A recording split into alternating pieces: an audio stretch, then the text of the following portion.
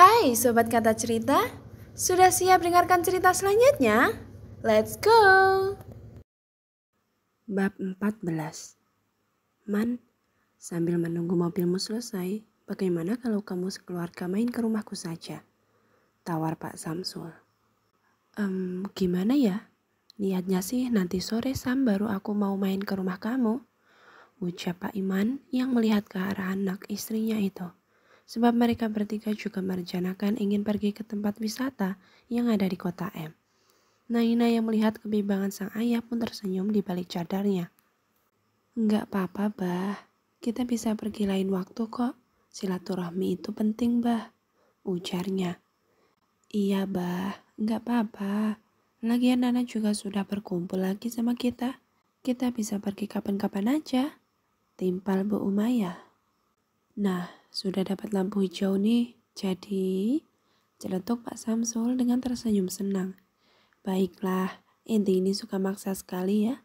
Canda Pak Iman pada sahabatnya. Kalau nggak dipaksa, inti nggak bakal mau man. Balasnya. Ya sudah, nggak banyak bicara, ayo kita berangkat. Dengan semangat Pak Samsul menggandeng tangan sahabatnya. Pak Iman pun tak lupa menggenggam tangan istrinya dan Umayyah pun melakukan hal yang sama kepada Naina. Mbak Im hanya bisa menggeleng-gelengkan kepala sebab dirinya ditinggal sendirian. Tetapi setelahnya ia pun tersenyum bila mengingat mata indah milik Naina tadi, walau hanya sekilas saja. Mbak Im, cepat buka pintunya nak, perintah Pak Samsul pada anak lelakinya itu. Iya Bi, sahut Mbak Im dengan cepat ia membuka kunci pintu mobilnya dan duduk di balik kemudi. Pak Samsul duduk di samping anaknya dan keluarga Pak Iman duduk di barisan kedua. Bismillahirrahmanirrahim, ucap serentak kelima orang itu sebelum mobil melaju meninggalkan tukang tambal ban itu. Nanti mobilnya biar diambil sama anakku saja man, ucapnya. Tapi aku nggak enak Sam, pasti anakmu repot Sam. Pak Iman menolak dengan halus. Enggak apa-apa Pak, nanti biar saya ambil sama sepupu saya, jawab Pak Im. Tapi nggak ada tapi-tapi man, tegasnya Pak Samsul yang langsung memotong perkataan Pak Iman. Terserah kamu saja lah Sam, ngomong sama kamu mah nggak mungkin bisa dibantah, ujarnya. Pak Samsul hanya tertawa dan tak menanggapi ucapan sang sahabat. Pak Samsul beralih ke Umayyah dan bertanya di luar perkiraan semua orang. Gimana kabarnya Umi ya Mai? Tanya Pak Samsul pada istri dari sang sahabatnya itu. Keadaannya ya begitulah bang, sahut Bu Umayyah yang seakan enggan membahas tentang kakak kembarnya itu. Apa dia tetap bertahan dengan lelaki itu? Pak Samsul bertanya kembali dan dibalas anggukan oleh Umayyah. Sudah Sam, jangan bahas deh Umi. Kamu sudah menikah, ingat itu, ucap Pak Iman yang memperingati sahabatnya itu. Aku sudah melupakannya man. Tapi Pak Samsul tidak bisa meneruskan perkataannya. Semua kata-kata yang ia ingin keluarkan seakan tertelan kembali. Sam, Pak Iman menggelengkan kepalanya tanda untuk tidak dibahas lagi. Baiklah, dengan pasrah Pak Samsul tidak jadi melanjutkan ucapannya. Abi, panggil Pak Im dengan penasaran. Nanti Abi jelaskan ya nak, sahut Pak Samsul dengan lesu. Naam Bi, jawab Pak Im yang kembali fokus pada kemudi setirnya. Setelah beberapa menit waktu yang mereka tempuh menuju rumah Pak Samsul, akhirnya mereka berlima sampai juga dengan selamat. Alhamdulillah, ucap semua orang begitu mobil yang mereka tumpangi berhenti dengan sempurna. Selamat datang sahabat di rumahku, ucap Pak Samsul dengan terkekeh begitu menyadari tingkah konyolnya itu. Rumah minimalis dengan 2 lantai itu tampak sibuk. Banyak orang-orang yang berlalu lalang kemari ke sana.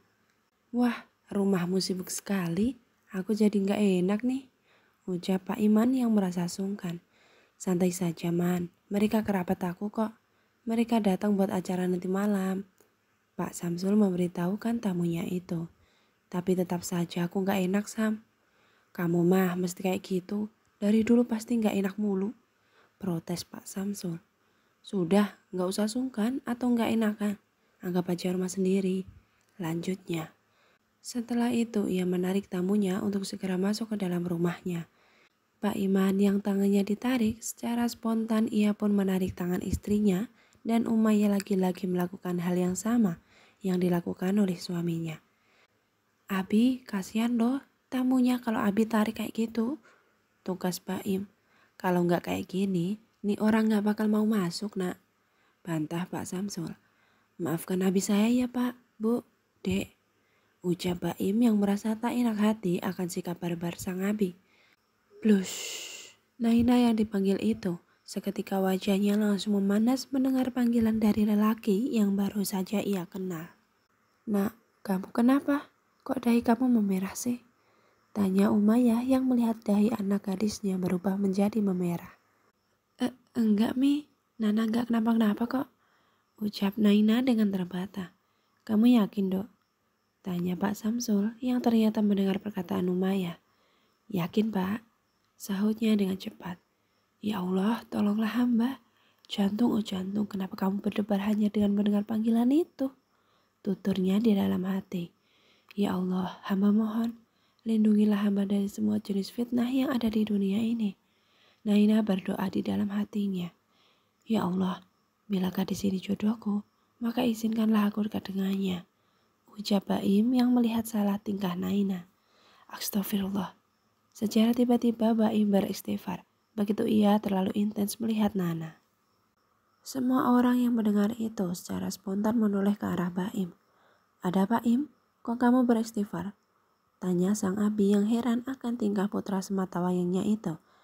Enggak apa-apa Bi, Baim baru ingat kalau Baim ada perlu di kamar.